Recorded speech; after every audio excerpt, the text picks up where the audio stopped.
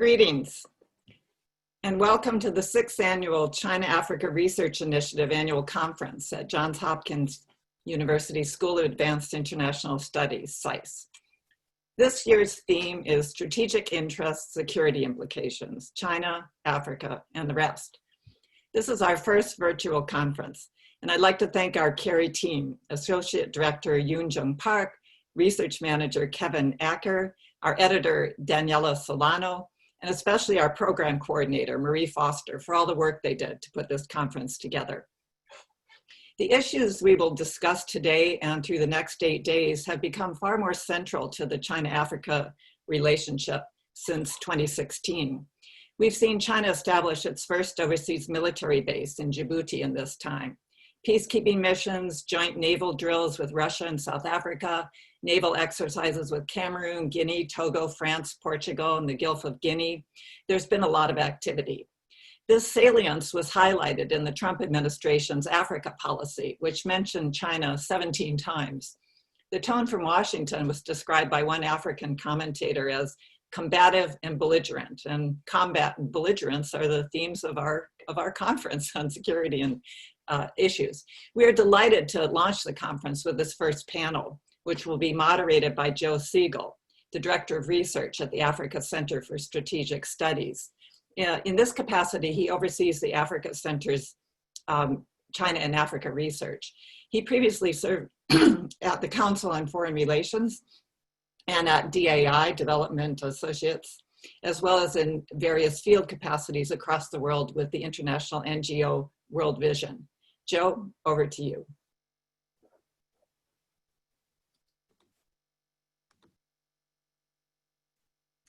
Thank you, Deborah, and good morning or good afternoon, wherever you might be today.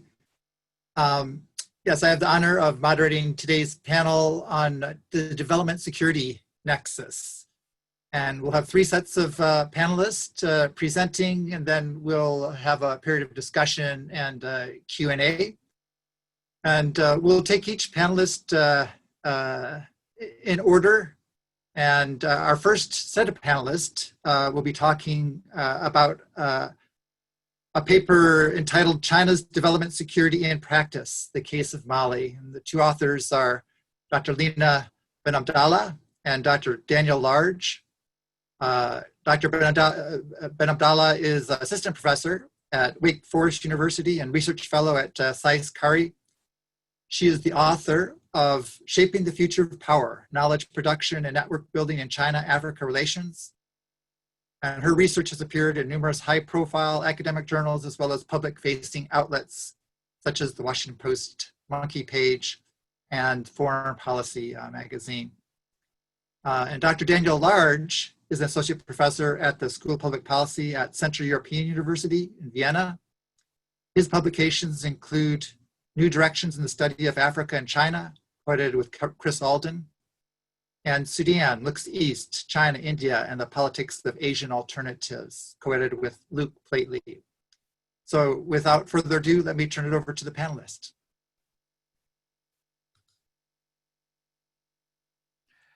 Thank you very much indeed, Joe. I'm delighted to be able to kick off this panel and start what promises to be a very exciting and informative conference. I want to begin with a quote, and the quote comes from China's president. Development holds the key to solving all problems. This is what President Xi told the 2015 Forum on China-Africa Cooperation. And since then, the idea that development produces security and peace has become a prominent part of not just China's Africa engagement, but also thanks to the Belt and Road Initiative, China's global engagement as well. So much so that last year, in front of the UN General Assembly, China's foreign minister said, and I quote, went a bit further than President Xi and said, development is the master key to solving all problems. In my brief general remarks to introduce our paper, I want to make 3 points by way of framing, then say a few words about why we chose Mali as a case, and then hand over to Lina, who will provide the real empirical substance to the topic.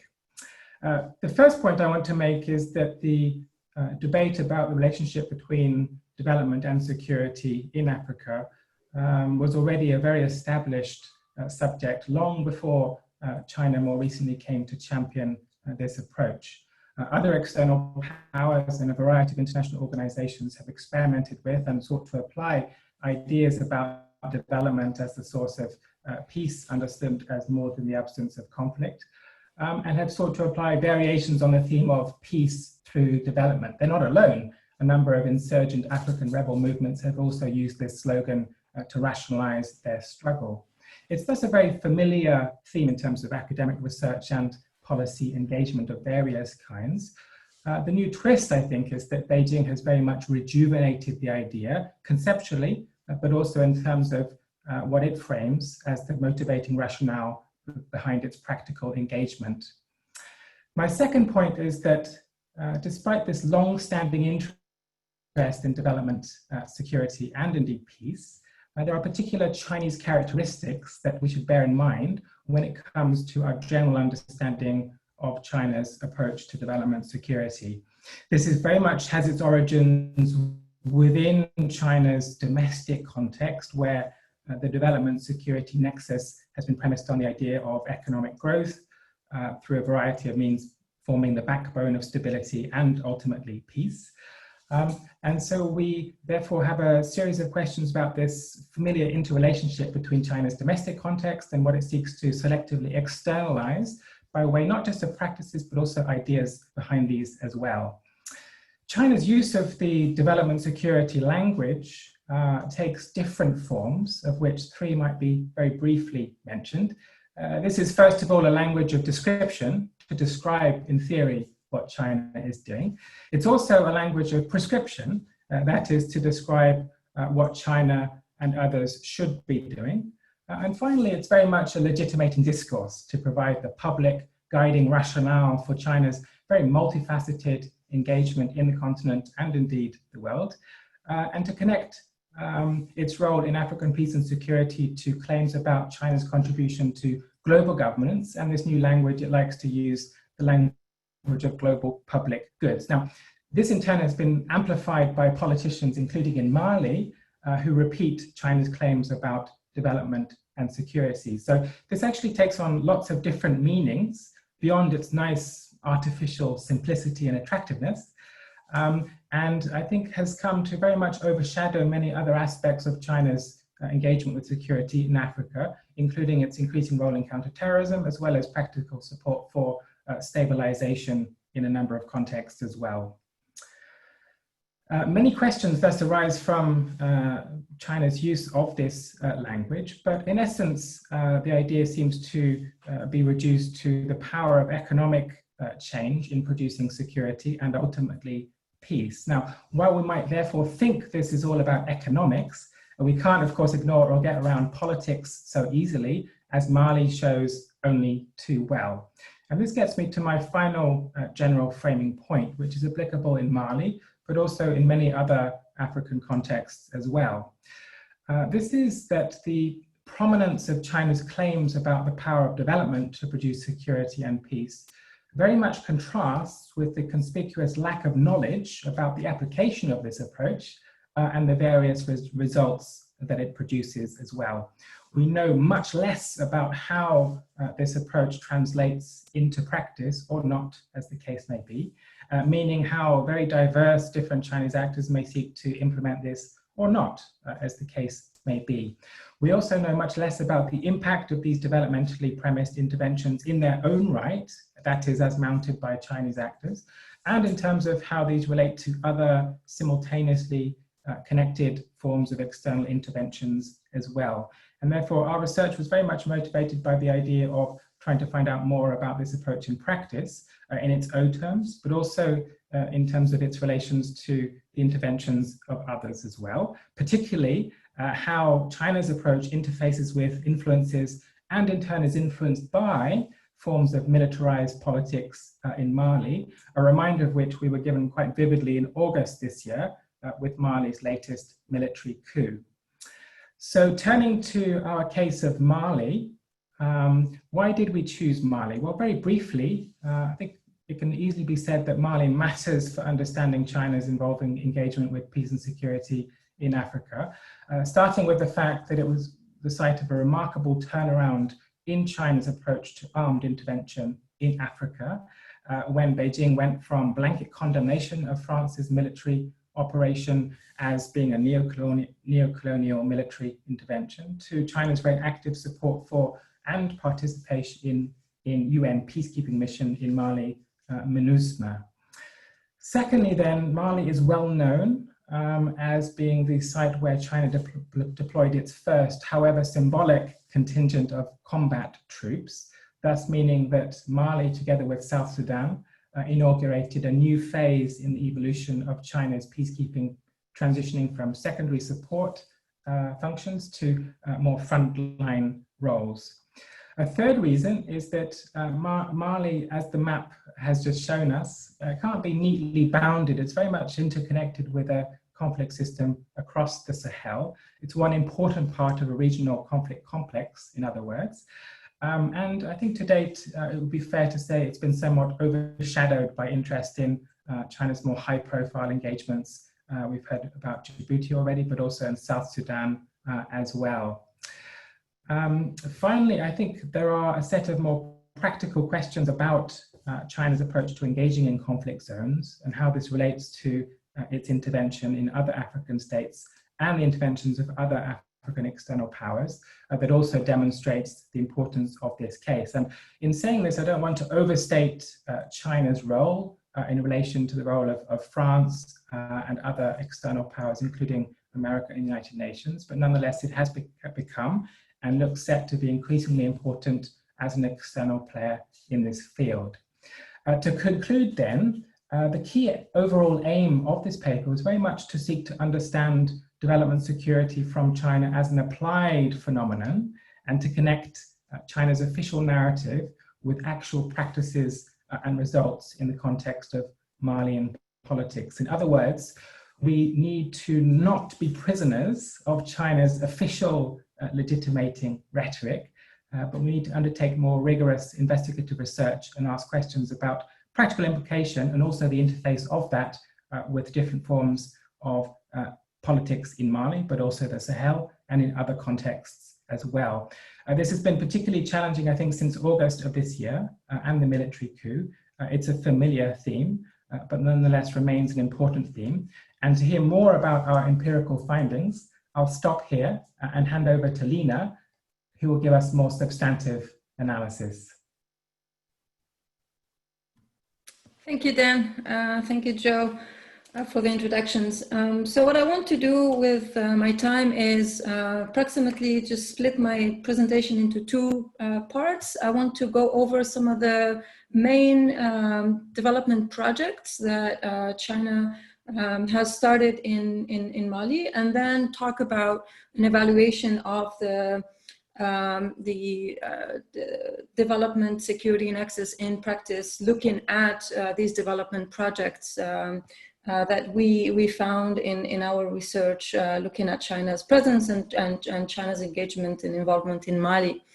So first, I just wanted to start with talking a bit about the actors at place, some of the big Chinese actors, enterprises, so and the infrastructure development work that they are carrying in Mali. And so three major projects stand out when we talk about these investments and Chinese investments in Mali.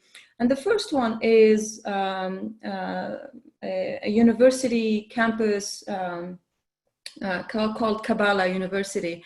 And I have here just images of two major enterprises doing some of this development work, but the next image will show Kabbalah University campus. So the construction started in 2014 for this campus. So it's just a suburb of Bamako. And the project is developed over 3 phases. The first phase, China donated over $65 million to build in it's dormitories and a few pedagogical units for the first phase. This was inaugurated in 2017 by former President IPK and also the former ambassador to Mali, Madame Lou. And then the second phase was started in 2019. For this phase, China also donated some along $65 million. And the phase will see the construction of pedagogical units. There will be a new Chinese Confucius Institute, departments such as industrial science, health science, languages departments, etc. And it's estimated to last 28 months. If we can go to the next image, we will see here sort of the start of the phase two. This was in late 2019. What was interesting as well about this is that the university now has Mali's first Luban workshop. Luban workshop is a professionalization, sort of a technical skills transfer center that Xi Jinping had talked about in the latest China-Africa forum, in the 2018 forum. Sort of one of the projects promised among the agenda was to establish several Luban workshops in Africa. So this is number 3. Djibouti has one, Kenya has one, and Mali has the third one. And as you can see, this Luban, the focus, the theme, or the focus of this Luban workshop is Chinese traditional medicine. And it's already sort of operating in Kabbalah University, in one of the sections that are already there. And the next image will show a second big project that is a Chinese funded, sponsored center for professionalization training, Centre de Formation Professionnelle. So the center was at the cost of $20 million. Essentially, the goal of this center is just sort of a technical training center, just to give young people, just train them, equip them with skills that are going to sort of prepare them for the job market. I will talk a little bit later, of course, about the evaluations of these projects. Right now, I'm just introducing them. And just the next image shows pretty much the same thing. The center was finished in July of 2018. And as you can see, Aide de la Chine, China Aid, was one of the actors basically funding the Center for Professionalization Training here. And it's also in Bamako. It's near the airport, so it's as well close to the airport. Another project that is worth mentioning is an agriculture demonstration center that was also funded by China, and the goal is also to sort of transfer skills about agriculture to Malian people. The second sort of big involvement here is around peacekeeping, obviously. So I wanted to mention a couple of things about what we think, or where we see sort of this development security nexus coming together. So we have, obviously, as Dan mentioned earlier, China has a contingent of peacekeepers with MINUSMA. They are stationed in Sector East in Gao. And what we know of what the Chinese contingent does is engaged in 3 main activities. And so they secure the camp, the UN camp. They do camp safety. They also, Chinese peacekeepers also are running the level 2 hospital. I'll talk a little bit about this level 2 hospital when we're evaluating these projects. And then the third thing they do is development work. So Chinese embassy would be sponsoring some small development projects, infrastructure projects, like building fences around schools, or building wells for drinking water, or some small sort of development work that the peacekeepers are in charge of. And so we wanted to essentially sort of do some analysis of what these development projects are doing. So are they reaching, or the potential that they are expected to, or how are they really playing out on the ground? And so it's now moving into the evaluation part. And so we find that there are several challenges undermining sort of China's development for security approach in Mali. And I will talk about 3 of these challenges. And so first of all, development work in terms of infrastructure projects is really difficult in times of conflict. So development projects are frequently targeted by armed groups. And so when we talk to several Chinese companies and enterprises that normally do infrastructure work, they complain about sort of the safety of their workers, the safety, and also the cost, the increasing cost of building projects, such as bridges and roads. And so, although there is an attractive sort of luring aspect of post-conflict reconstruction, right now it seems that development work in terms of infrastructure is very difficult. And so we found that, you know, the approach has shifted a bit to working and focusing on human capital investments. As I mentioned earlier, sort of the Kabbalah University, which is China's biggest investment in higher education infrastructure in Africa. Then you have the Luban workshop, then you have the Center for Professionalization Training. So there's this way of moving a bit away from the big infrastructure work to more investments in human capital. But at the same time, when we look at this infrastructure for human capital, what do we find? So I mentioned earlier that the Center for Professionalization Training was inaugurated and finished mid-2018. Still until today, the center has not opened. So far, so it looks like so, and when we're looking at why the center has not opened, it's not, you know, operating until today. A lot of it just is essentially answers we got were basically that there just hasn't been enough political will to sort of activate and to use this investment by sort of political will by local political elites in Mali. And so far is sort of the vocational training center just as a testimony to the difference between the assumptions on which China's development-backed approach to security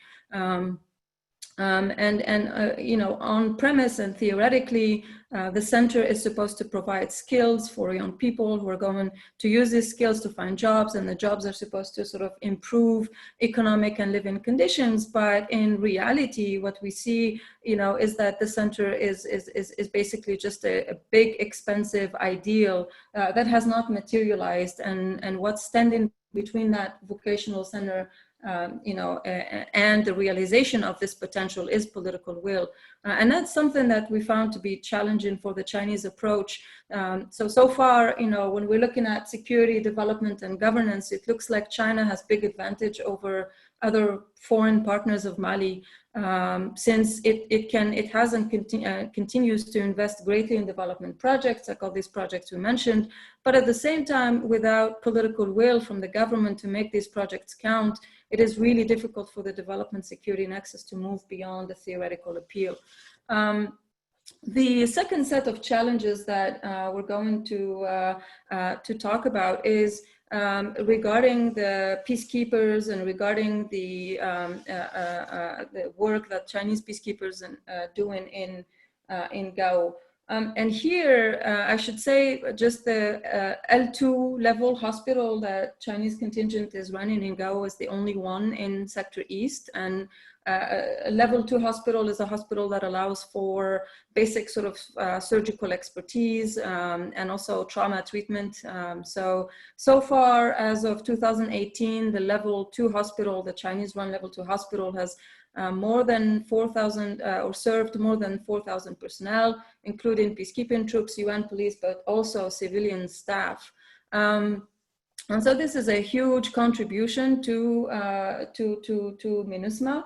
And so at the same time, we were not able to speak to any Chinese peacekeepers, but we wanted to get a sense of how is this perceived, what role is it playing, you know, among other MINUSMA staff.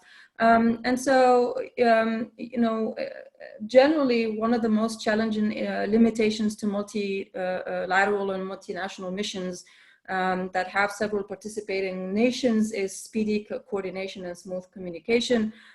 When it comes to the L2 hospital, we find that all the interviewees talk about sort of how Chinese contingent has sort of established a record of hard work, discipline, and reputation for strong work ethic. But at the same time, they sort of make these comments that when it comes to sort of running emergencies with the L2 hospital, they perceive Chinese peacekeepers as risk averse because there's sort of a slow operating procedure to get all, you know, the chain of commands and getting all the authorizations in place to operate.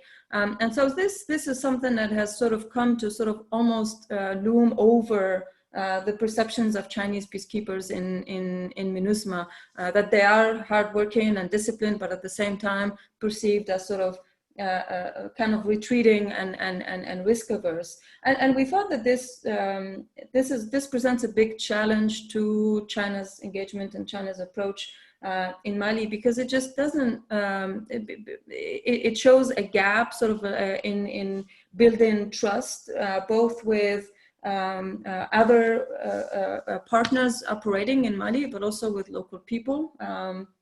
And we thought that another challenge to the development security nexus, you know, comes from basically gaining knowledge of the local context and gaining the trust of the different actors that are at play and that are participating, at least in this case, in MINUSMA.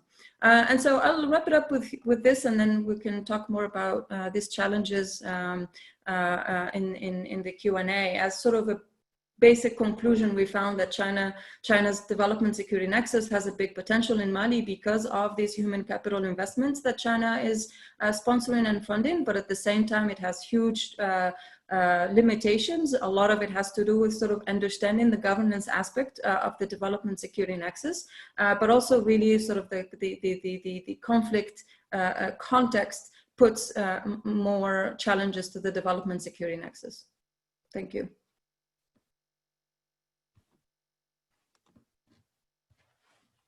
Okay, thank you very much, Lina and Daniel. A lot there you put on the table for us, and we'll come back to that at the end in terms of our discussion and Q&A.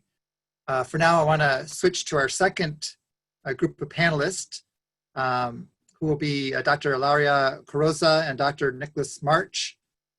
And they're going to present on their paper, Caught in the Middle, an assessment of Chinese security force assistance to African countries in an era of great power competition. Dr. CARROZZA is a senior researcher at the Peace Research Institute in Oslo, where she studies the provision of military training in Africa, the Middle East, and Southeast Asia. Her research interests include Chinese foreign policy, China's engagement in Africa, artificial intelligence technology, the Belt and Road Initiative, and South-South cooperation.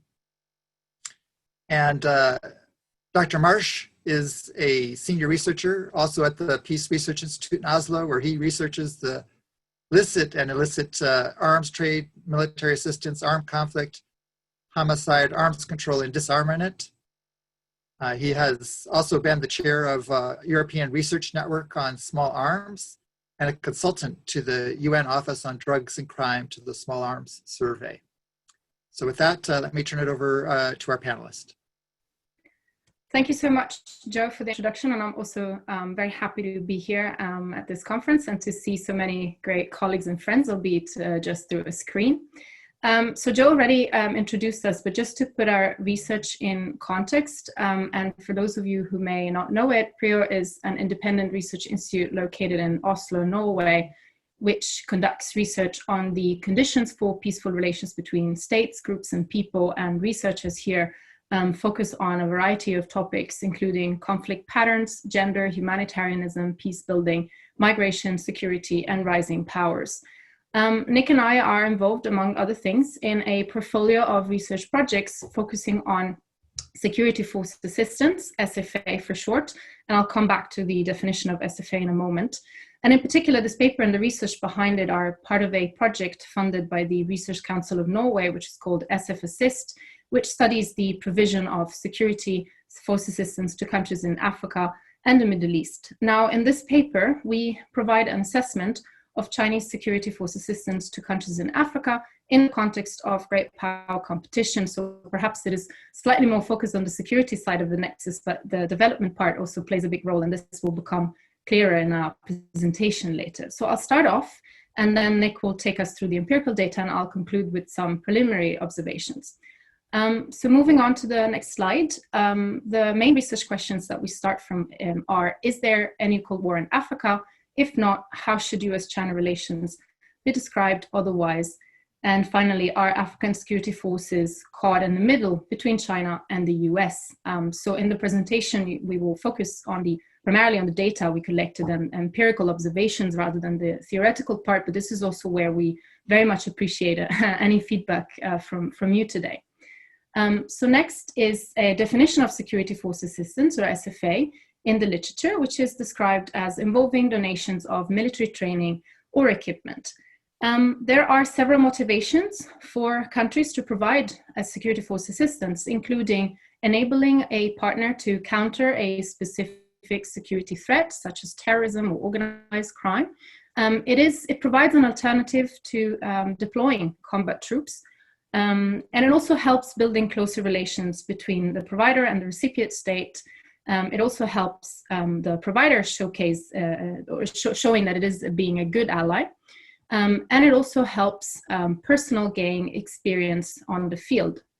And I will now hand over to Nick, who will get us through the empirical data. Thank you very much, Ilaria. And can we have the next slide, please?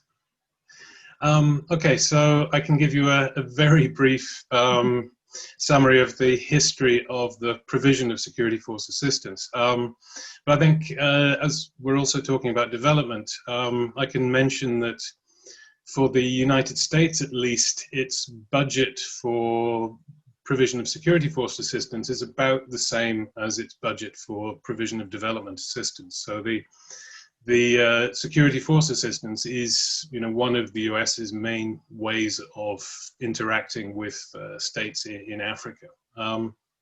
If we look at the Cold War, security assistance played a central role in Africa and the rest of the world in terms of providing incentives for states to join either the US-led bloc or the Soviet-led bloc during this Cold War. It also was used to deepen ties within those blocs. You had long-standing US assistance to countries such as Liberia, and on the other hand, again, Soviet and its allies' assistance to Angola and other aligned governments.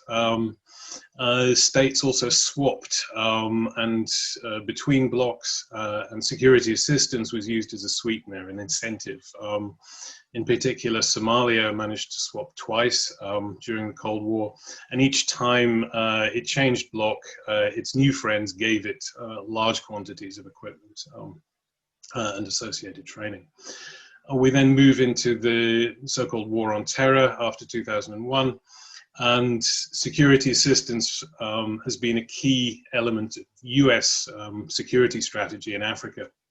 In particular, a combination of training and equipping local armed forces and the use of air power, drone strikes, etc., against the US's foes.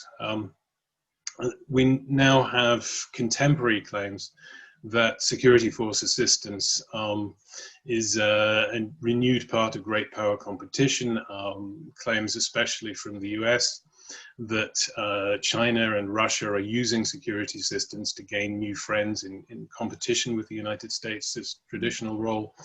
And we've got talk of a new Cold War in Africa. And the rest of the presentation will be looking at whether that is an accurate assessment. Okay, next slide, please. So what we did was what we believe to be the first systematic data collection exercise on Chinese security force assistance in Africa. When Ilaria and I, probably getting on for a year ago, were first trying to work out, okay, what is China actually providing to its African partners, we were unable to find any existing sort of compilation of where it was providing security assistance or what. So what we've done over the last few months is look through a large number of African-specific news sources, international news sources, Chinese news sources, mainly in English, also in French, combing through them all, looking for articles which mention the provision of security assistance. Quite often that assistance is quite newsworthy. If officers are sent over to China for training from a country, or if it receives equipment, that gets put into the local news. It's a relationship with a powerful friend, so these things are reported. And so we extracted information on when, where, and what security assistance was provided by China.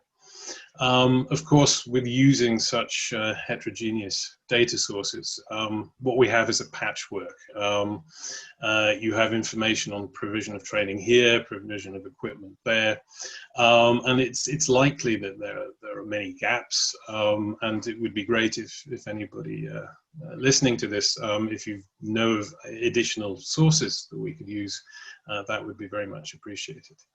Okay, next slide, please. So briefly, we've identified 27 African states that are recipients of Chinese security force assistance. You can see them there on the map.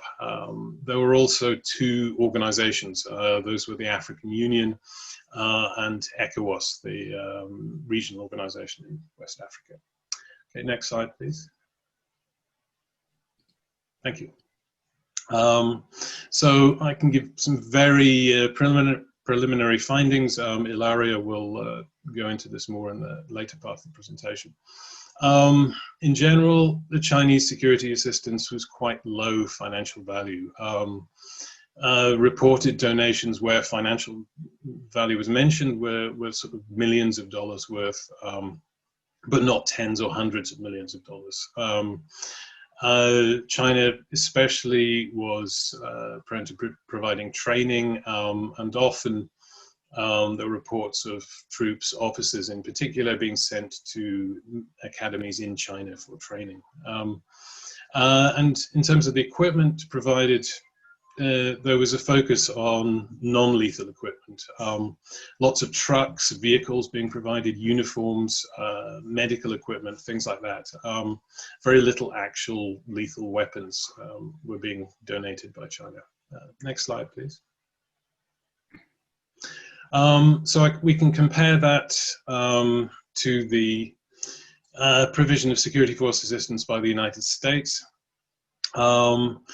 US provided SFA to all 27 states that we identified China as having provided to. So they're both providing at the same time often to the same states. US total value of its security assistance, this is from budget information from the US, over the 2000 to 2020 period was 31.4 billion.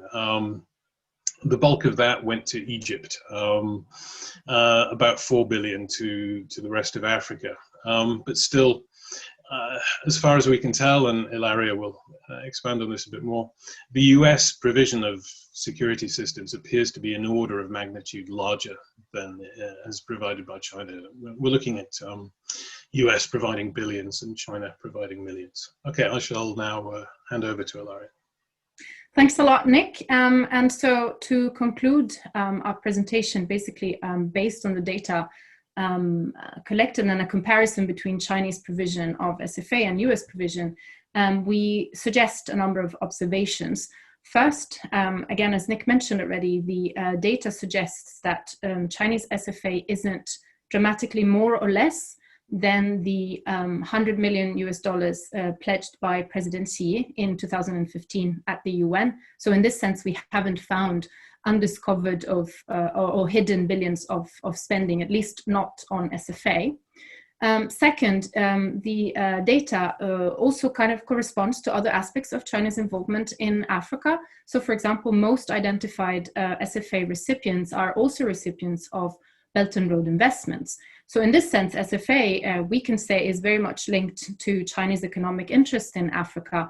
And therefore, SFA provision has primarily, though not exclusively, an economic logic. Third, only 5 of the 27 identified SFA recipients are Francophone countries, where Chinese SFA has disproportionately focused upon Anglophone and Lusophone countries. And now, obviously, more research needs to be done on why this is the case, but we speculate that this might be because France has cultivated long and deep military relations with its former colonies. So that might have helped kind of resist Chinese engagement more than elsewhere. And then moving on to the next slide, the fourth observation then is that it doesn't seem that China has sought to use SFA to quickly build up the combat capability of the states that receive its assistance. And again, it goes back to what Nick mentioned, that its assistance focused upon infrastructure rather than lethal weapons.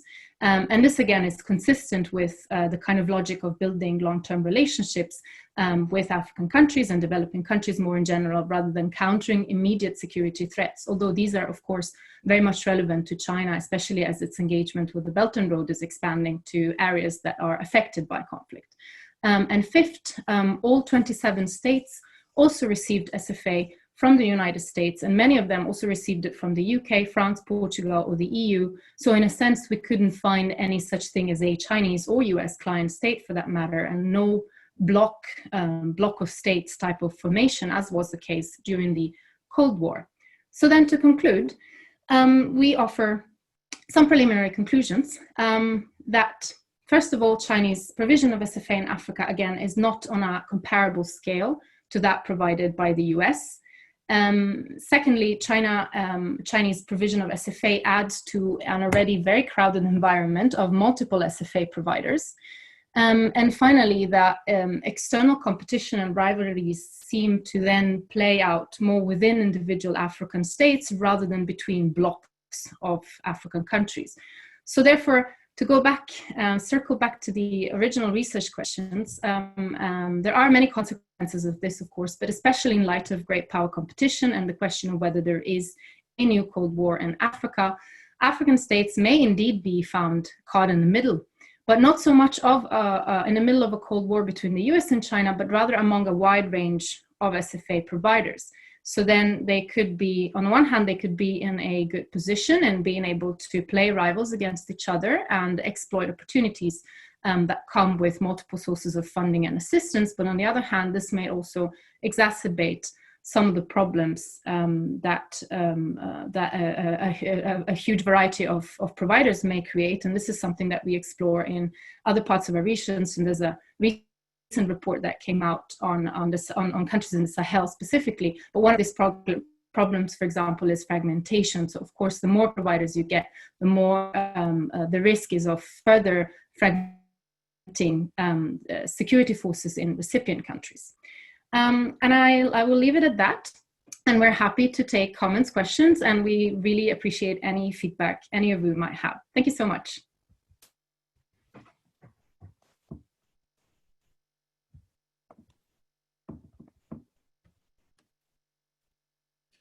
Okay, thank you very much, Ilaria and Nicholas. You covered a lot of ground in a short period of time, and so we'll look forward to picking some of that up in our discussion period. Let's turn now to our third panelist, Dr. April Perlevy, who currently serves as a research scientist at CNA. She examines China's political economy and foreign economic policy to educate and inform policymakers, scholars, and the national security community on trends in economic statecraft. She has published on China's foreign investment law, special economic zones, and technology acquisitions. So with that, over to you, April. Thank you, Joe. Today I'll be discussing how China's state-owned enterprises undertake overseas development projects in 3 case study countries. But before I do that, I do have a comment and a disclaimer. First, I just want to thank the conference organizers for all the work that they've done making this event happen. We all know that organizing a conference is a ton of work in any normal environment, and I know this year was especially complicated, so thank you to the organizers. Second, I am obligated to state the disclaimer that the views expressed here today are my own and do not reflect the views of CNA or any of its sponsors. Next slide, please. As all the China-Africa scholars in the audience know, many of the activities that have now been labeled Belt and Road Initiative or Maritime Silk Road, many of them began long before these initiatives gained prominence. So at times, it is difficult to tell whether countries are maintaining ties, attempting to replicate the Chinese development model, or whether the Maritime Silk Road has just become a clever branding strategy for state-owned enterprises, which must follow the guidance of their government for domestic political reasons. So I put a couple quotations up on the slide. I'm not going to read them. You can obviously do that yourself. But I do this to illustrate that since 2013, when the Belt and Road Initiative began in earnest, the national policy guidance has only become more clear about what state-owned enterprises and other parts of the government operating in places like Africa should be doing. So in this research, I'm really focusing on ports and integrated development that plays into China's Maritime Silk Road. Next slide, please. So what we're really looking at in this paper is getting really into the development model. This is often discussed in the African context. Are they following the Chinese model of development? So the main research question that I'm undertaking in this is, okay, if we're going to talk about a supposed model, what are we talking about? What is that model? What does it look like? How can we think about it? Just as some background about myself, I really come at this from the China political economy perspective. So that's my expertise. So one of the reasons I wanted to present at today's conference was really to get some feedback when I get into the case studies from the African perspective.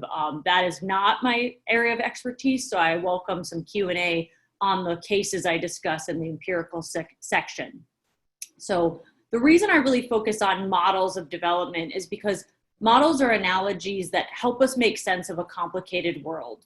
And so thus they can be very useful. And we see this in a lot of the development literature about using different models to make your own development move forward.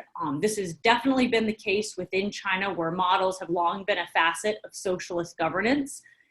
So this project really grew out of the fact that many state-owned enterprises, they begin from their domestic experience, and then they take that experience with them as they move abroad. So they're bringing preconceived notions and ideas about how development works when they go into these foreign contexts. Next slide, please.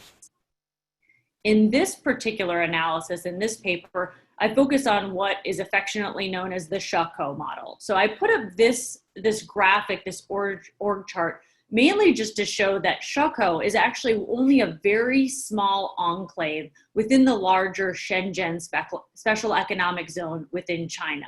Now, this has been interesting because in the African context, the term Shako of Africa has repeatedly been used to describe Djibouti and the associated development within that model. What's been interesting, though, is in the last several years, there's also been an increasing Chinese media reporting that this so-called Shako model is now being exported to other countries, such as Togo, Tanzania, and elsewhere on the continent. So what I do in this paper is really dig into this framework for what do we mean when we say the Shako model. So I look at 3 main factors to basically define what we mean by this model. The first is the legal and regulatory environment. So who runs the port? Who runs the port authority? How is it organized? What are the legal rules surrounding both the port and any adjacent special economic zones? So one key aspect of the Shako model is the idea that there is going to be an industrial zone adjacent to the port. So that's the first criteria that we're looking at. The second piece of the framework is the labor rules. In many of the larger debates about China-Africa relations, hiring practices and labor has been essential to the discussion of how development actually occurs. Now, there's been a lot of work. I would actually say that the CARI has done some of the best work on really separating myths and separating facts from reality in terms of where local labor is hired, where it's not. But that's a continuing area of analysis that I think we need to focus on. So often labor policies are controversial. I would say that this was actually the case in the original Shako zone as well. Labor policies were quite controversial, but it was also an area where innovation was allowed to occur, which was one of the reasons it was in the end successful. The third category of analysis I look at is timing and sequencing. So special economic zones do actually have life cycles. This is something in the literature about what the normal time frame for how development is supposed to occur. Obviously, that's always going to be dependent on local circumstances, but the timing of projects does matter. So the original Shako zone was built in the early 1980s. Obviously, we are no longer in that time period. So many aspects of the global economy have changed. But what's interesting is some of those timing and sequencing still matter today in terms of how the projects evolve. Next slide, please. So in terms of scope, this is part of a larger research agenda that looks at more than one state-owned enterprise coming out of China doing port development projects. But in this particular paper, I'm focusing only on China Merchants Port. So they are one of the most prominent, for those of you that follow the work on the debates about the debt trap diplomacy. This is usually associated with China Merchants because they have the 99-year lease for the port in Hambantota, Sri Lanka, and for the port in Djibouti. So typically that debate gets centered around this particular state-owned enterprise. So I chose China Merchants for that reason, and also because they are explicitly the company that talks about this Shako model. They do it in their own annual reports and other media things that they put out there. So in terms of selecting the African case study countries, I decided to look at cases where China Merchants is undertaking more than one project in a country. The initial set of case study countries thus was Djibouti, Tanzania, and Morocco. This is one area where if there are those in the audience that have other case study country suggestions that they think would be worth exploring, I welcome those. Please put that in the Q&A. Next slide, please. So in terms of my initial findings, if we're looking at what these host nations were trying to do at the outset, it's pretty clear that both Djibouti and Tanzania are trying to replicate this so-called Shako model. So obviously Djibouti is the one that's consistently mentioned as using this model. And obviously it's the most famous case right now for the nexus between security and development because of the naval logistics facility that is now adjacent to the port in Djibouti. But at its core, there's much more to it. There's actually a set of interrelated projects now occurring in the vicinity of the Djibouti International Free Trade Zone that are really being undertaken with this idea that you can create this integrated development model that was sort of inherent with what China Merchants did initially in Shako in Shenzhen. So what I want to focus on here for a moment that I am fleshing out more in the paper is actually some interesting trends about how they're really almost taking the Shako model and pushing it further in Djibouti. So this is partly related to China Merchants' globalization strategy. One of the things that China Merchants is trying to do in Djibouti is the expansion of what's called the Global Port Alliance. That is a larger effort that is about e-payment systems that would link ports across the maritime Silk Road. So this is no longer the 1980s. We are moving into the modern economy. And underneath this there's a lot of discussion about using advanced technology to improve the way that ports operate. So this has major implications for global trade and the global trading system. So that's sort of the crux of the Djibouti case that I'm outlining. In the case of Tanzania, this is actually a really interesting one in the sense that the Bagamoyo port project began in 2013, but apparently has stalled. So this case actually highlights two key issues with this so-called port park city model that China Merchants is trying to develop. First, complications around land policy, especially land associated with special economic zones, is actually quite common.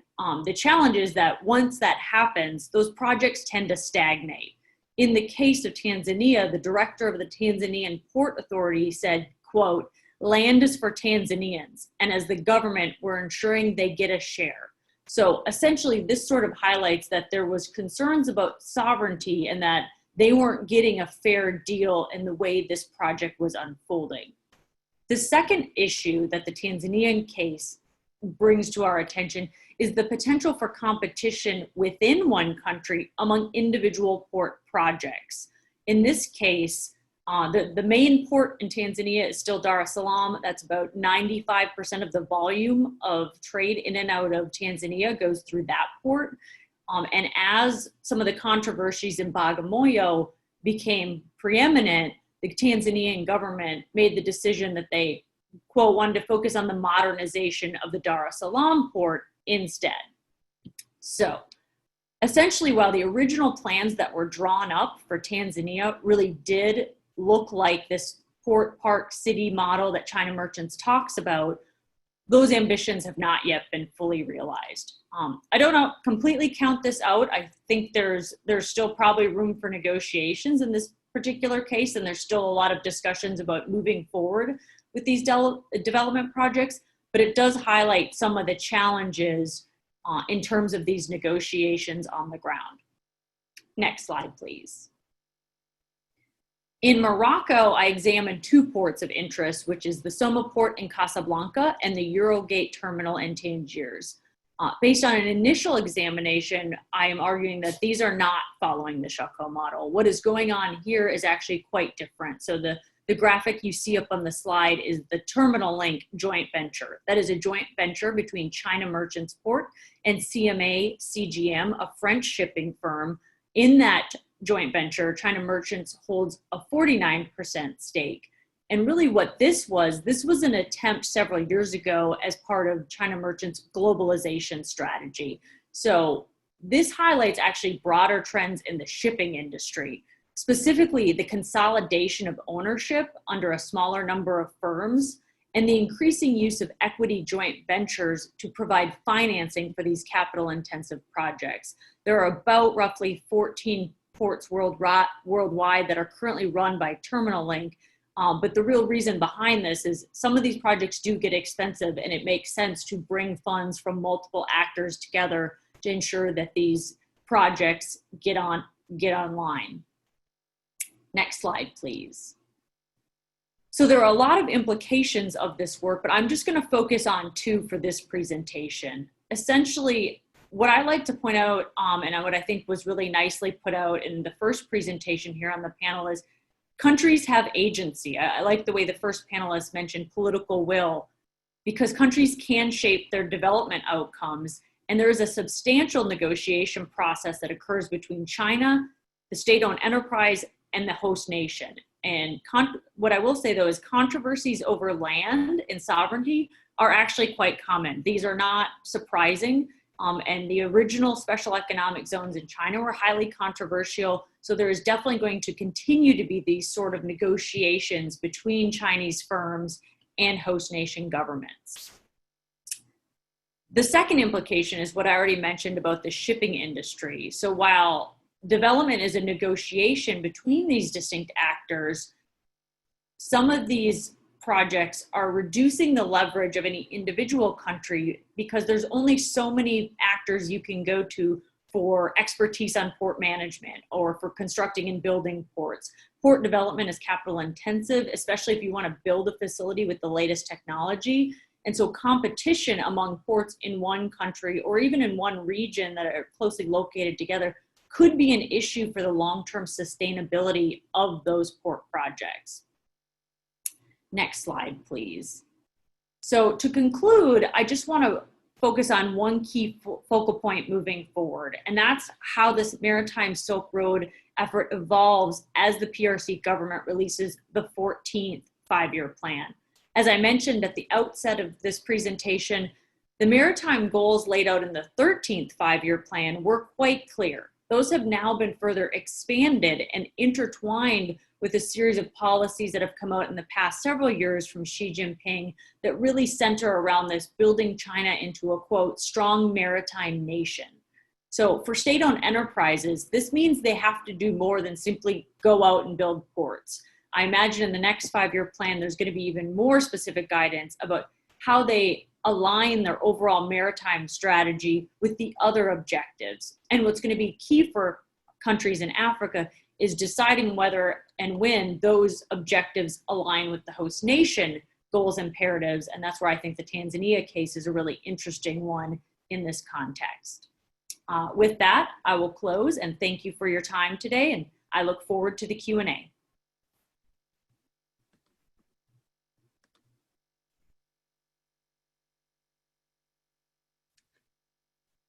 Okay, thank you, April. Pedro, can you start my video? There we go.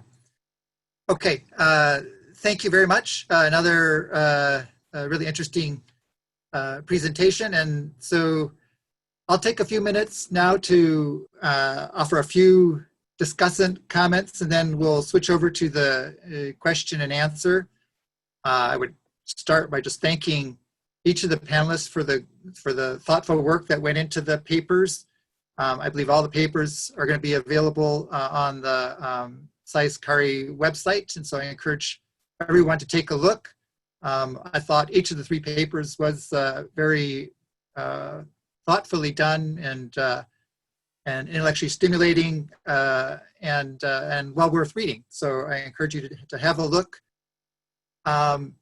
I also was particularly appreciative of how each of the pieces, though each very different, were all focused on drawing out some empirical nature of the relationship, the development security relationship of China's engagement in Africa.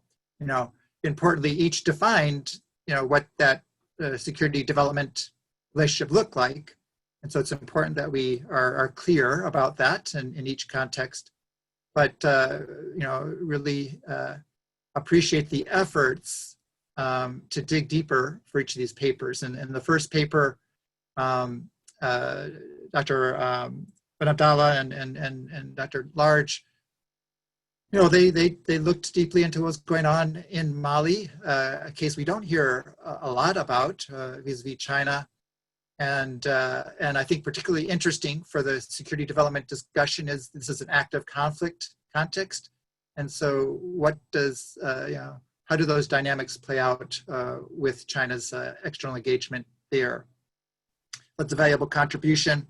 I thought the second paper by Dr. CARROZZA and Dr. MARSH was also quite valuable because, as they note, it's hard to find a lot of this security force assistance data on China.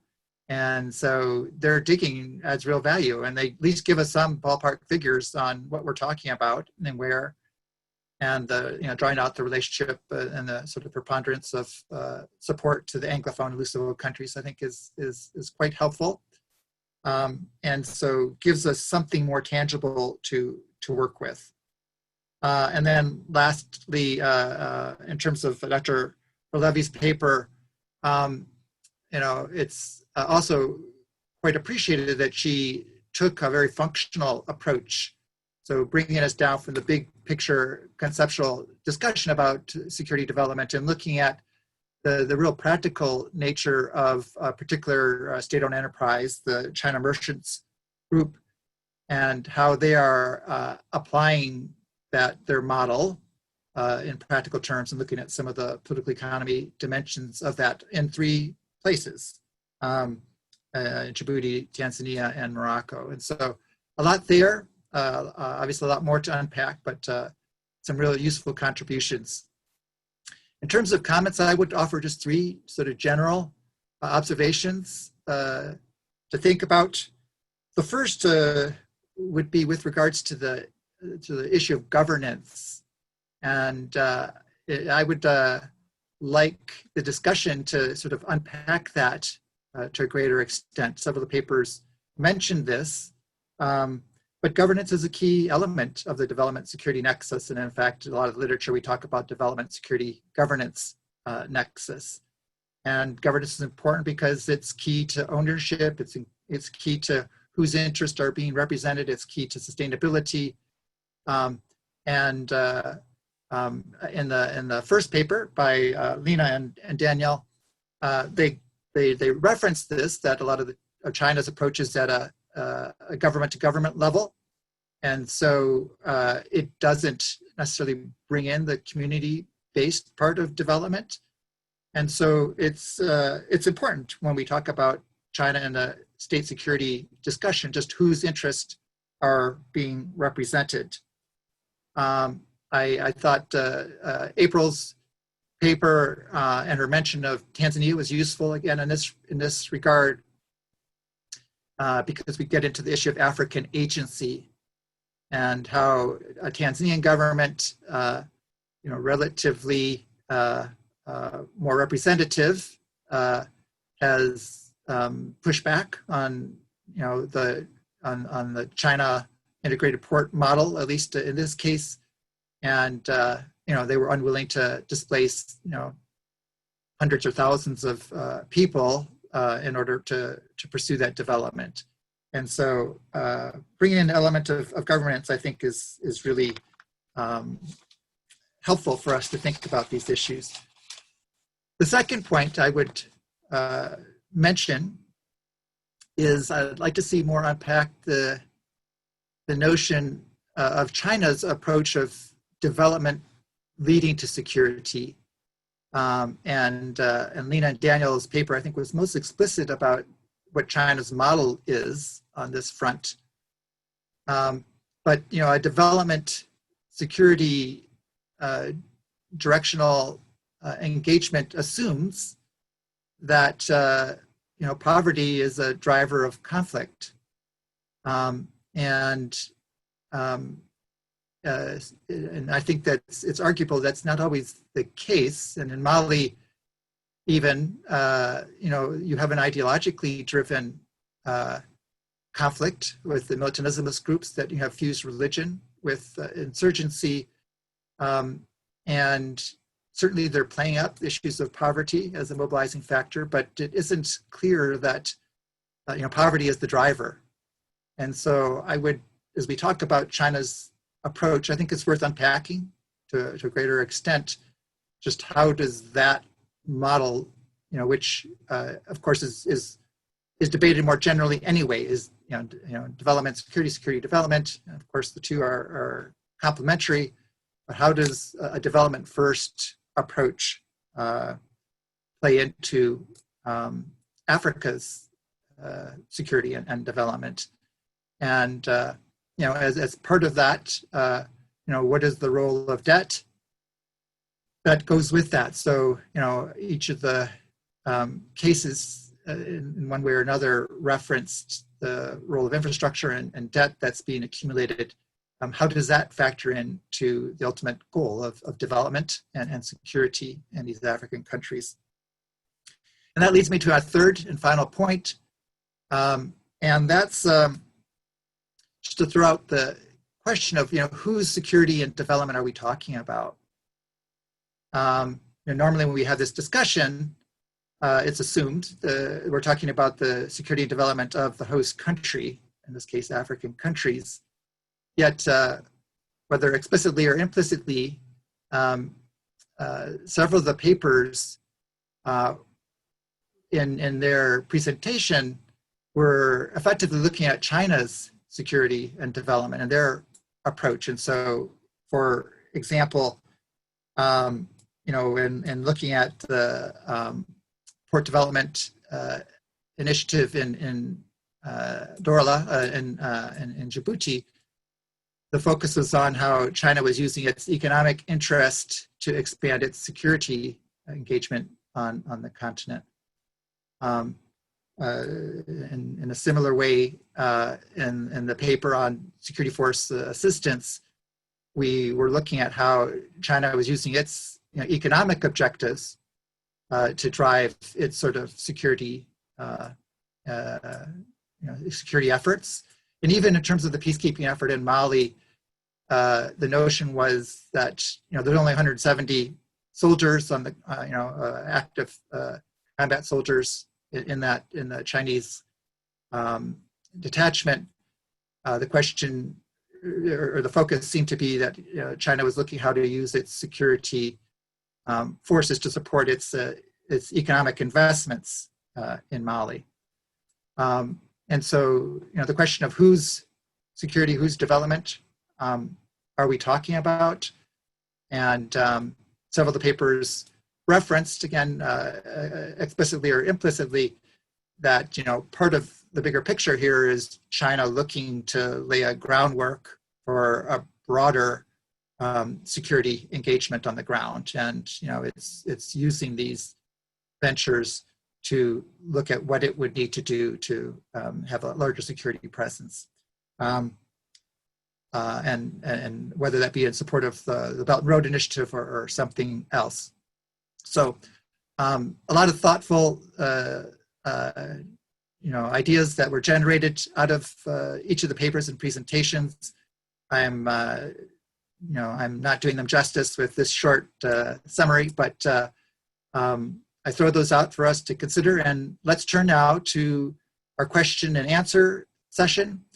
Since we got started late, we're going to go a little bit longer, maybe go about 20-25 minutes from now. So we'll get some more questions in. And I see people are sending questions through the Q&A function. So please continue to do that. And we will we'll try to pick up as many of those as we can. So what I'll do, I'll read some of the questions, and then like the panelists to just answer as appropriate. Everybody doesn't feel obligated to answer every question. Let's see if we could pick up as many of these as we can. The first question is for Lina and Dan, and it's what's the Chinese government's position on the recent coup, and has it affected China's cooperation with Mali? Have you had a chance to interview Chinese officials to know better what's their view on MINUSMA's usefulness in Mali and its implications for China's contingent? All right. For Ilaria and Nick, you presented that African forces are caught in the middle. In your observation and assessment, will African countries get damaged when the elephants, China and US, fight? And to avoid such seemingly inevitable damages, what would you advise for African countries from sliding into such a security situation? And relatedly, for Ilaria and Nick, in your data, you disaggregated, if you disaggregated the recipients and took out Egypt, it shifts the proportionate contribution that US is making. And so how do your observations and conclusions hold if we take out Egypt? All right, and let's see if we get one more question right now, and then I'll turn it over to the panelists, and we'll come back for another round. And this is for April. As we examine China's maritime goals and how that furthers their economic goals, how dangerous are those goals militarily as they increase their influence along the world's littorals? So let's leave it at that. And let me turn it to the panelists. If you give some brief responses, then we'll come back for another round. So let's start with our first panelist, Lina and Daniel.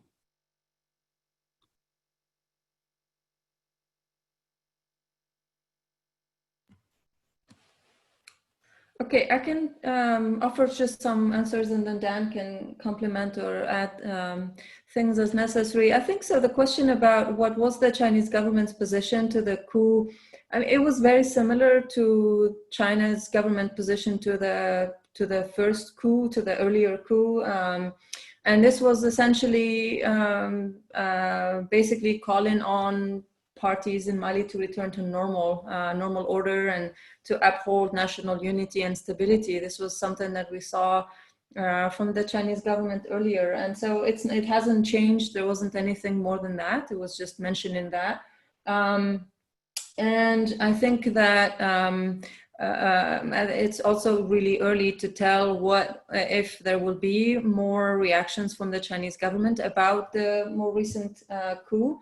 But so far, the reaction has just been the usual response that we see from the Chinese government on these issues.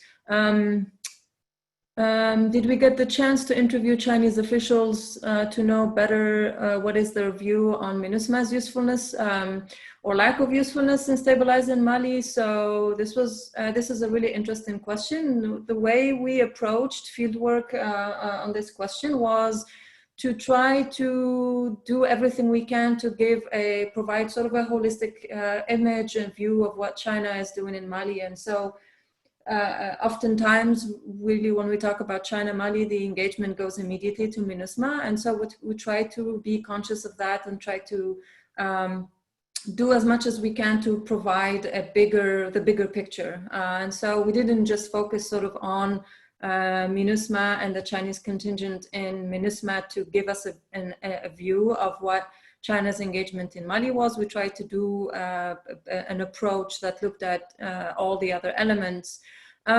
So we did not speak directly to Chinese peacekeepers, to any of the peacekeepers or Chinese staff that's part of MINUSMA.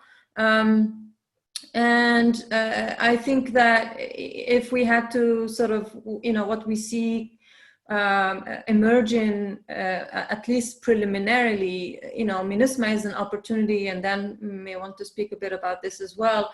But it's very useful in itself for Chinese peacekeepers. What we find is that Chinese peacekeepers are learning a lot from their experience in MINUSMA, especially with regards to both civilian and military doctors who are benefiting a lot from learning, conflict operating trauma treatment. This is just one aspect of the many uses and interests and benefits to Chinese contingents to be part of MINUSMA. Whether they think it's stabilizing Mali or not, I don't know specifically, but there's not a lot of sense. I don't think that there's going to be a big difference from sort of the main official, MINUSMA line. I don't think that the Chinese contingent will veer from that or say something different than what the official line is from MINUSMA. But maybe Dan has things to add here. Thank you very much. Only that I think when it comes to the coup and this question of political transition, China seems to be watching very carefully what ECOWAS is doing in terms of its negotiations surrounding this now prolonged transition period in Mali.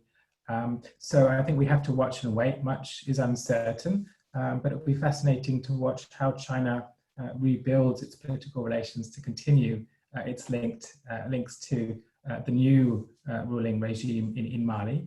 And that'll be a key question going forward. If I can also just add very briefly, thanks for your comments, Joe. If I can respond on three fronts. First is what's interesting to my mind, bearing in mind this interrelation between China's domestic context and this export of its ideas about development and security, is how we have this coexistence of public confidence but apparent private doubt about this magical status of economic development. So I think actually the debate is far more interesting and rich beyond the public pronouncements when it comes to these complicating factors. And certainly we've seen disquiet expressed by President Xi himself about, for example, how this applies in Xinjiang and other places. Second point is, you rightly draw our attention to a fundamental problem here, which is the inherent risk of depoliticizing conflict through this very aseptic formula of development producing security, and indeed something more than that in the form of a lasting peace. Clearly, this isn't satisfactory. There are all types of politics involved at multiple levels, from local, from regional parts within Mali, as well as the regional conflict complex as well. Furthermore, what we artificially and neatly call development can, of course, itself produce various forms of conflict. So it's obviously far more complicated than this nice formula suggests. And that was as true for this debate in its old incarnation as it is in this current incarnation, where China has re-stimulated interest, not just conceptually, but also because of its attempts to apply this, not just in Mali, but other parts of the continent as well. Finally, to my mind, the risk here is that this development security nexus rhetoric becomes a kind of faith premised upon a very dubious teleology about some future scenario based upon Mali, what Mali doesn't have and doesn't look likely to have in the foreseeable future, which is a functioning central state of the type capable of actually overseeing this process of development and security. So for all sorts of political reasons that way, I think it's good to continue for and complexify this discussion. All right, thank you, Daniel, and thank you, Lina. Let's turn for some responses now to Ilaria and Nick. So over to you. Yeah, thanks. I can start off. First, yeah, will Africa be damaged when the US and Chinese elephants fight? Yeah, very good question. I mean, at the moment, as Ilaria mentioned earlier, African states have rich friends who are giving them gifts, and you know, competition is being played out in terms of, you know, we want to give you more gifts than the other people, etc. That, as Ilaria mentioned, provides opportunities for African states, but also problems. If you have one unit in the armed forces trained by France, another unit being trained by the US, another unit being trained by China, then these units may find it very difficult to work with each other. In the future, if we see a return to you know, client states to block behavior, then that would be damaging for African states, because they're going to have to choose. You know, are you you know, within the Chinese bloc or the US bloc, and you can't be you know, in both. If that happened, it would be much more similar to what occurred during the Cold War, and I think that would be very difficult for African states. But hopefully it doesn't come to that. Worst case scenario, of course, is proxy wars, you know, really getting into the Cold War scenario if you've got US and China backing different sides in proxy wars in Africa. But you know, that hopefully is not something we're looking at least in the near future. Second question on Egypt. Yeah, in the paper we've got disaggregated numbers for you know, Egypt and the other African states. Yeah, certainly almost a very large proportion of the assistance goes to Egypt. That dates back to the Camp David Accords, when the US brokered peace between Egypt and Israel. And a consequence of those accords was the US committed to donating, you know, vast quantities of military assistance to Egypt year on year. But even if you remove that, we're still looking at you know, the US having provided billions of dollars worth according to its own budget documents, and it was very difficult to find evidence of Chinese assistance on that scale. Even when we were looking at you know, numbers trained, again, we'd be looking at thousands being in, you know, thousands of people in sort of documents referring to Chinese training, and then US having trained tens of thousands. So again, it seems to be sort of orders of magnitude difference. Ilaria, do you have anything more to add? No, I think I'd rather take a couple of more questions if we have time for it. I don't want to take the time to talk myself right now. But no, thanks for providing the answers.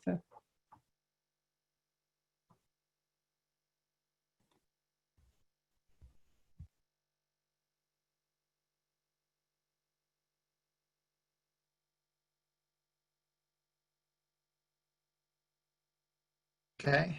All right. Sorry about that. There was a problem with our mute. Thank you, Ilaria. Appreciate you taking the time and being so gracious in terms of our time management. All right, let's turn lastly to April for her response to the question that came to her. April? So the question was essentially about whether these maritime goals are, quote, dangerous. I think the point I just want to make is it's important to monitor how they're evolving. So historically, China really thought about its maritime rights and interests in its immediate periphery, so East Asia. That concept has really been expanding though. I mean, this is the driver of all the activity in the Indian Ocean for China. So it's really, in my opinion, just a matter of watching how it evolves and actually reading the documents that say, here's what we're trying to do in these particular areas. And the only other comment I would make is going back to actually Joe's question at the end of that, his comments about whose development. I mean, at the end of the day, many elements of China's maritime strategy are about Chinese development. It's about Chinese state-owned enterprises and making sure they're global players in the global economy. So I think that's a really important way of framing this out, and something I'm actually thinking about in this paper, talking about more, is whose development are we talking about and who's benefiting from this? Because I think that matters a lot. So I'll close there.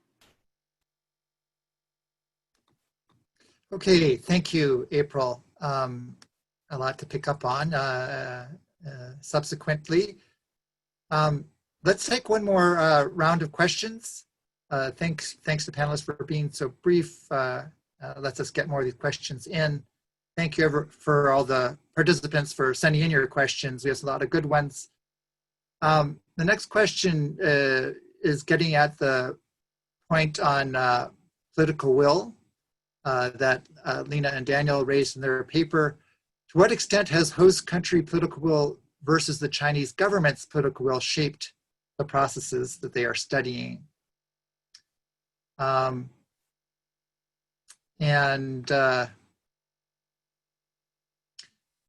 for Lina and Dan, the issues of the challenges facing development and peacekeeping are common, and the issues of engaging local stakeholders they raise are key. But what's their assessment of the role that other Chinese players like embassies, companies, not just state-owned enterprises, but also private companies and businesses, merchants, cultural exchanges, what are they doing to bridge the gap in Mali? And then for April, is development possible via prioritizing maritime investment and the Sheku model instead of the conventional infrastructure and labor investment? And for Ilaria and Nick, relying on media coverage of security force assistance may bias results away from lethal equipment. Have you considered adding data from Small Arms Survey on Chinese arms and ammunition found on the continent?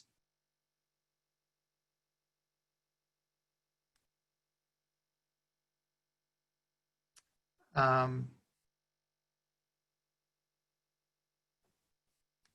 right.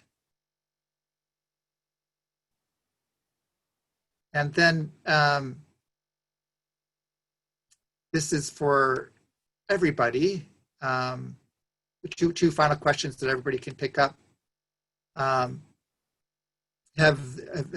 you researchers done any survey on local perceptions and opinions of the Belt and Road Initiative and security assistance for general Chinese presence? And if so, what do you find broadly? So, and how does Chinese engagements on all of these fronts factor into the development security nexus dynamic in Africa? And do any of the researchers find, and this is probably related and targeted mostly to Ilaria and Nick, but do researchers find or not a correlation between the minimal security force assistance and China's policy of non-interference? So why don't we take those questions, give everybody a chance to respond, and then we'll wrap up. And just out of simplicity, let's go in the same order as we did before. So Lina and Dan, over to you. Thank you. I'll have a go at responding to some of the questions to begin with, and then Lina can pick up the rest. Is there a developed theory within Chinese scholarship on relationship between development, security, and peace? Absolutely. I don't think this is confined to a kind of elite performative political discourse. There has been an organized body of theory about this for at least a decade now, sometimes dubbed the development piece. However, this gives rise to many questions, including whether or not such theories, and particularly their political use by leaders, represent a kind of post facto rationalization of China's existing strengths, or a more positive assertion of the potential of economic development in producing peace. When it comes to agency, what's interesting, I think, is first of all how Mali's previous governments seem to benefit from the status quo, which is a semi-permanent state of intervention by France, the UN, and other external actors. In other words, it used its status as a threat or a risk, certainly in terms of the European Union context, and its vulnerability to various forces as a means to mobilize various forms of political, economic, and military support, starting with France. So in other words, what looked like a crisis in Mali also represented an opportunity for the former president, a kind of form of extroverted politics. And finally, on political will, I wouldn't, and how China fits into the existing constellation of external intervention in Mali and the Sahel. We're not trying to overstate China's role, because clearly France, the US, the EU, and the UN arguably play more developed, advanced, and important or influential roles as currently existing. But nonetheless, China's influence is increasingly emerging. And what's more, with the next FOCAC being in Senegal and the importance of the Sahel and Mali, we're certain to see a lot more of this particular story.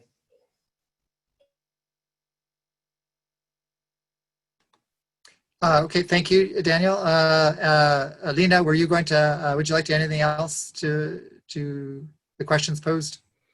I think this was good. If I just wanted to mention or add one more thing about sort of what is different or new about China's sort of development security nexus and what it adds to the context of in Mali. I mean, I think that although the question of connecting development to security is not something uniquely Chinese, and it's something that's being considered and been considered by other actors, the response in Mali so far has really been overwhelmingly military. And at this, stage, that has not necessarily led to resolving the conflict in any, way. And I think that adding to this, or scaling back, or stepping back, or outside of that sort of heavily military focused approach can bring something new to the table. And so this argument that there needs to be economic growth and development-led approach to security has a lot of resonance, given that the last 10 years of this military approach have not necessarily, or almost 10 years, have not necessarily led to, achieving the security goals that were expected. Now the question is, does it really work on the ground? And that's sort of where, it's a mixed bag, and some things work better than others. But I just wanted to mention this particular aspect of what's really new about Chinese approach, and connecting that to, whether there are other actors outside of the Chinese government and what they have been doing. I mean, there are associations of Chinese nationals in Mali, and and other non-state actors, but there's not a lot that we see in terms of a Chinese approach to Mali that's kind of outside of the government-to-government relations. And that's where we think there's a huge challenge, that it is really a conflict that's very different from China's experiences in Sudan and South Sudan. It's a conflict that has a lot of actors and requires a multi-approach, sort of with, but that's remains a huge challenge to China's approach in Mali, which is really still so far primarily government to government or government focused so far. So. Thanks, Lina, for sharing that additional insight and interesting. It seems to be consistent with what you presented in the paper about not a lot of focus on the community side of the development engagements. Let's turn to Ilaria and Nick for your thoughts on these questions. Yeah, thanks a lot. Very quickly, I'll try to cover at least 2 questions. So the one on small arms, there's a number of reasons why we decided, I mean, it is mentioned in the paper, of course, and there will be a kind of larger section on small arms survey as well. But the reason why we haven't included in this presentation is, first of all, specifically because SFA includes donations. So small arms survey, they track commercial arms experts, right? So while, of course, commercial sales of arms also speak to a country's influence over another, of course, it's not just material or purely material, then we thought that for the purposes of focusing on military training in this context, we should exclude that. But obviously, we will mention, and in the paper we do talk a little bit about that, both in terms of methodology and then data more in general. And secondly, I'm not sure there is a bias as such, because I mean, African sources, media sources would probably state if there were also donations of weapons. I mean, that is something that is definitely newsworthy for a country to report. So I mean, if we didn't find that in the Chinese data or in the Chinese media sources, they would probably be mentioned in African media outlets. But thanks for that question. And then I would also like to address the idea of a correlation between minimal SFA from China and policy of non-interference by briefly saying that, yes, of course, China still relies heavily on the principle, although I think it's clear from its deepened engagement in a number of fields in Africa and elsewhere that this is clearly changing. And so the minimal SFA engagement, I think, might be more related to the fact that China is kind of experimenting with new forms of engagement in African peace and security. And I mean, we should also remember that China's engagement in African security is also a relatively new phenomenon, although they did provide assistance to communist countries in the Mao era. But in terms of its modern, contemporary kind of engagement, I think SFA is still relatively novel for China.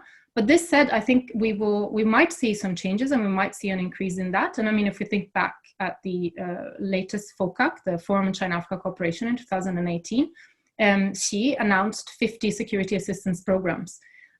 So I mean, that is definitely a sign that this kind of engagement from China will increase. So we will just have to continue our research. Of course, the data collection is not complete as such, but so thank you so much for raising very many interesting questions. Okay, thank you. Nick, were you going to add, would you like anything to that? No, that's okay. I will time's moving on, so I will stay silent. Okay.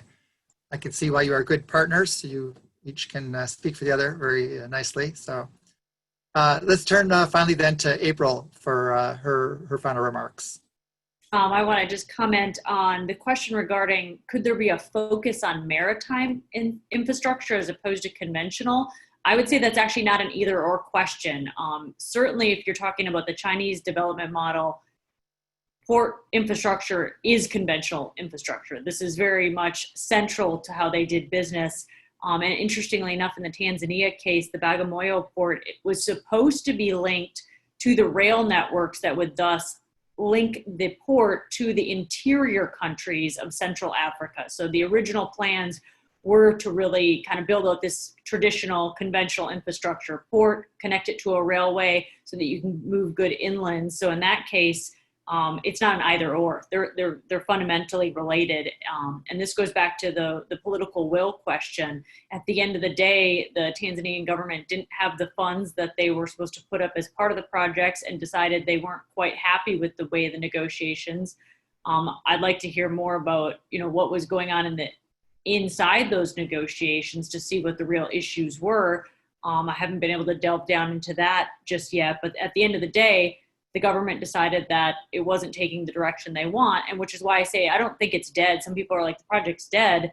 Negotiations could be resumed, and it could move forward. And to someone else who asked about sort of agency and at what levels, that means you need to have input from the local government, so the Port Authority, and also the national government. So these controversies arise at multiple levels. So I think that's important to keep in mind as well. All right, thank you, April. We're now at the end of our allotted time, and so we'll wrap up. Before doing so, I want to thank all of the panelists for really thoughtful presentations. You packed in a lot in the short period here this morning. And thanks for your good work on your papers. Again, I encourage everybody who's watching to download and take a look at those papers. I do think they really help us advance our thinking on these issues.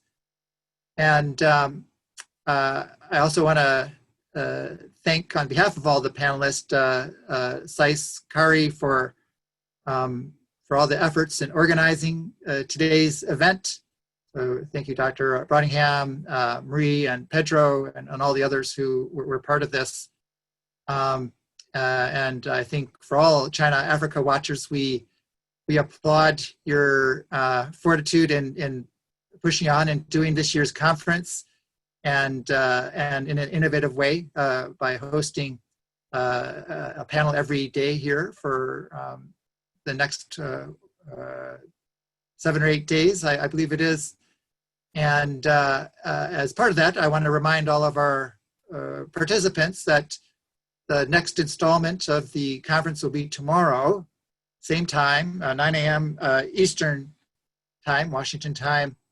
And it's looking at a related issue, security engagement, military exports, and arms sales in terms of the China-Africa relationship. So please tune in. The link will be up on the SAIS CARI website. And we had a good turnout today, and I'm sure that will continue throughout the rest of the week. So with that, let's bring today's session to a close, and we'll look forward to following up with everybody online. Thank you.